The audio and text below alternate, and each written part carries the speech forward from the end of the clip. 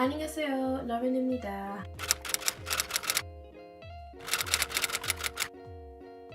Hi and welcome back to my channel. Today's video is a little bit different. I'm going to be going through some tips and tricks on learning new languages. For me, I've been learning Korean for 2 years now, and I feel like I'm getting to a point where it's like I could maybe start giving a little bit of advice, but this can be pretty much used for any language that you might be trying to learn. Real quick, if you're not already subscribed, make sure you do that, and don't forget to hit the little notification bell so you know when there's new videos coming out every single Sunday, Monday, something like that. And now, without further ado, let's get to the video. So as I already said, I have been learning Korean now for straight up 2 years, and to be honest, I started learning Japanese about 3 years ago, but I never really committed until I started learning Korean. And I did start to learn it because of listening to K-pop and kind of following certain bands and stuff like that, but it wasn't just because of that, it was because I genuinely really loved the language and the culture, and I was really interested in it, so it just sort of happened. I'm the kind of person who loves to learn new things, and learning a language has always been a goal, so when I kind of realised that I liked the language, I was like, let's do it. And then I started to really commit to it about a year ago, and that's when I've seen the most progress. So all of the resources that I used when I started to commit to learning the language are the things that I'm going to be talking about in today's video. There are so many resources out there to help you learn languages.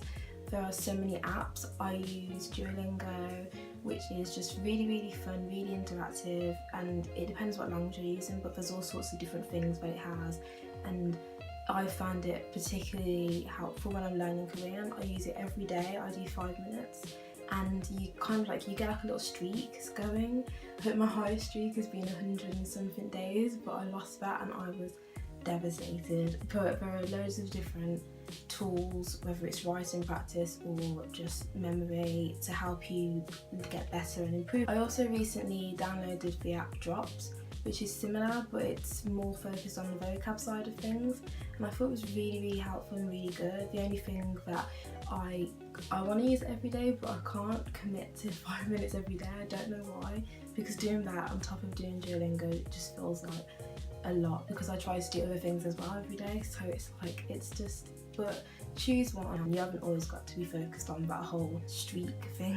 I also use textbooks. I have Integrated Korean Beginning 1, and there's loads of different textbooks on that range, but I use this one because it's the first one, and I found it really helpful because it's got that whole classroom vibe, like you would use it as if you were actually in a classroom, so you feel like you're getting that proper down to work sort of vibe from it, which I love because I'm such a nerd when it comes to languages. I've realised that this year, and I just find that really fun. I also use a vocab book alongside that, and alongside all of the resources that I use actually. Whenever I find new words, I write them down in this book. So vocab books are really helpful if you need to remember a particular word or a particular phrase, and you can refer to it anytime where you're learning. So it's really useful. I'd recommend it no matter what language you're learning. I really think it's helpful. Another resource that I found so useful on this journey is a website called TIMETABLE, which stands for talktomeinkorean.com. It is so good. It's recently had a bit of a renovation, so it's different. I'm trying to get used to it, but I do love it. I think it's so helpful. It has loads of different resources. It comes with textbooks that you can order. There's free lessons, which is what I use. I don't pay for anything that's on the website at the moment. I use these lessons to listen to. They come with a PDF, and they are really good, really interactive in the sense that they go through different basics. Further along you go, there's like hundreds of lessons, so you're gonna get better, you're gonna learn more pronunciation and better listening skills, and even just little bits about the culture and things that you might not be able to pick up from like Google Translate, because like any language, you have to have a feel for how natives actually use the language. So I think TTMYK has been really helpful in that sense, so that my Korean sounds a little bit more natural rather than it being really forced. Alongside that, I use a separate exercise book. I use the PDF from the lesson and I write down notes on it, and it just looks really pretty and aesthetic, and that is my life, you know? It's really important to me that I do that. So, and it's helpful as well when you're trying to learn a language, so I'd recommend it. I'd also recommend using song lyrics. This is something that is so useful, especially when you love the language in terms of the music that the language, hold on, especially when you love the music that comes from the language that you're trying to learn. And for me, this was a no-brainer. So I find songs, or I use my favourite songs, and I just listen to them, and I get the translation, and I write out all the lyrics, and I do the translations in English, and it's so good. There's so many benefits to it. First of all, it's really fun. Second of all, you can kind of work out what certain words mean, especially if it's something that you're really familiar with. You might already know what it's about, so it's helpful for that. And your writing practice, it's so much fun, and I love it, and it looks really pretty as well. It takes a while, but it's a really good thing to do every now and then, just to get your writing practice, you know, elevate it a little bit.